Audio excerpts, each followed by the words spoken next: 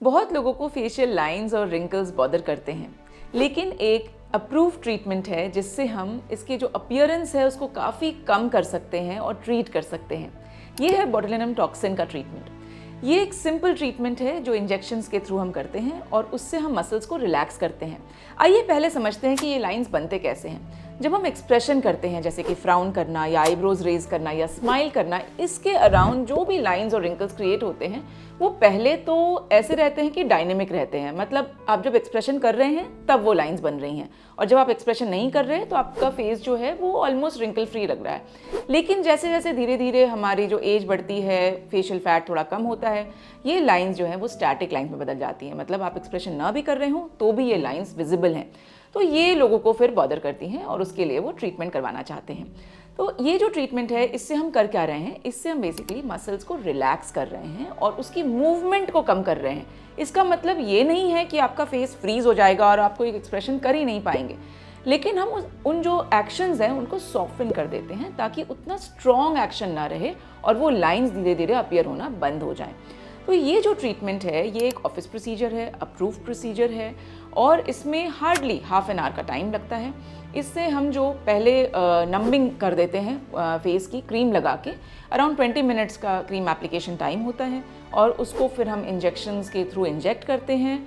हम पहले map out करते हैं कि कौन कौन से मसल्स को हम रिलैक्स करना चाहते हैं। तो एक बहुत ही प्रिसाइज ट्रीटमेंट है। ऐसा नहीं कि ठीक है ये एरिया है, चलिए इसमें जहाँ भी मर्जी लगा दी, ऐसा नहीं है। हम उन मसल्स को आइसोलेट करते हैं जो आपको बॉदर कर रही हैं और जिसके कारण वो लाइंस क्रिएट हो रही हैं। तो ऑब्वियसली ये एक बहुत ही मैप्ड आउट ट्रीटमेंट है और एक्सपर्ट्स के हाथों में ही होना चाहिए। और इसको जब हम करते हैं तो ये इंजेक्शंस के थ्रू डिलीवर हो जाता है। हार्डली कोई डाउन टाइम है, literally no down time at all. और ये बहुत ही फाइन प्रिक से डिलीवर किया जाता है उन मसल्स को, और धीरे धीरे इसका एक्शन जो है वो 3 दिन में शुरू होता है। 10th डे ऑलमोस्ट ये एक्शन कंप्लीट हो जाता है and you see your best result around the 10th to 12th day of this treatment.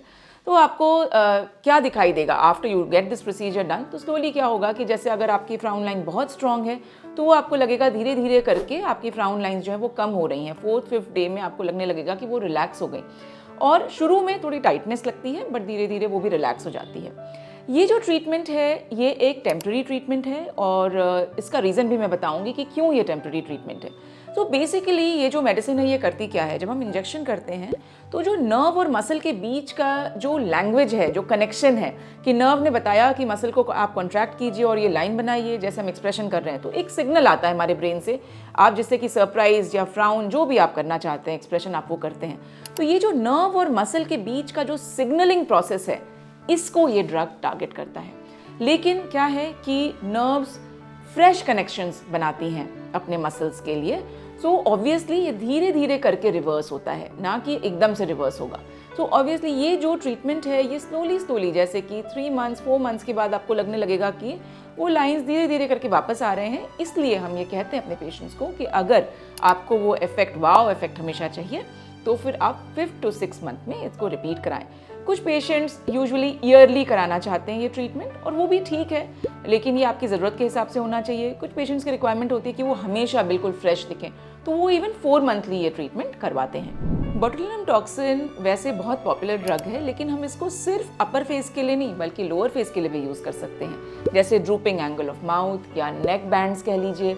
जो हैवी सेट फेस होते हैं जिसमें ये मैसेटर मसल बहुत हैवी होता है, उसके लिए भी बहुत ही अच्छा ट्रीटमेंट है, जिससे कि हमारा मैसेटर का बल्क कम हो जाता है।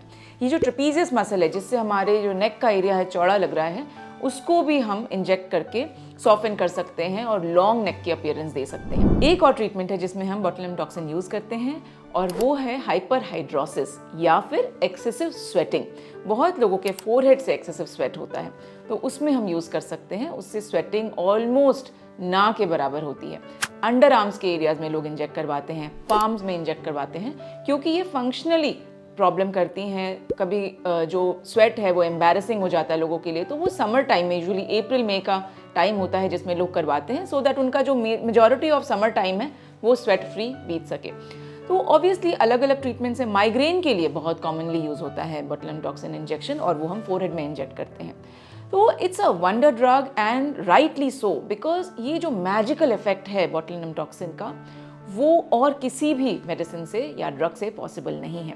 लोग बहुत बार डरते हैं बोटॉक्स इंजेक्शन से, but if you get it injected in expert hands, it's going to give you the result that you are desiring and it's got that wow factor in it which no other treatment will have for you.